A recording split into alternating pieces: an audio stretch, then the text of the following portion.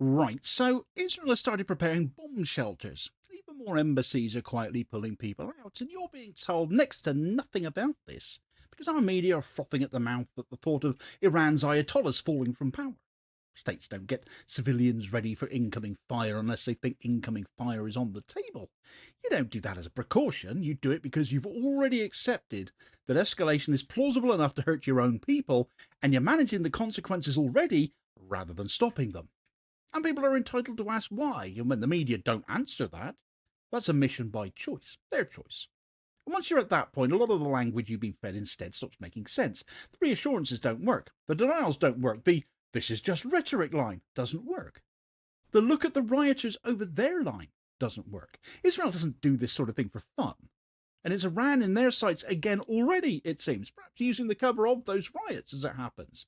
Israeli instigated, as is the accusation there. Mossad agents in amongst them. After all, who else has proven their air defense is insufficient in the past and hit Israel where it hurts? Right, so Israel is reportedly preparing its bomb shelters again. Not talking about them, not floating the idea about doing so, and even if they were, why would they be doing that? They're not running a civil defense drill for show, actually readying them instead. And that matters because bomb shelters are not a deterrent, after all, are they? They're an admission that you're expecting some trouble. They're what you prepare when you believe retaliation is no longer theoretical and when you've quietly decided that escalation is something that you need to survive, not something you're confident you can actually avoid anymore.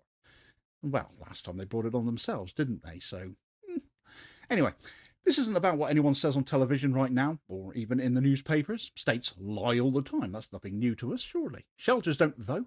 You don't start hardening civilian infrastructure unless you believe something is coming back at you. And that single act by Israel tells you more than a week of briefings ever will.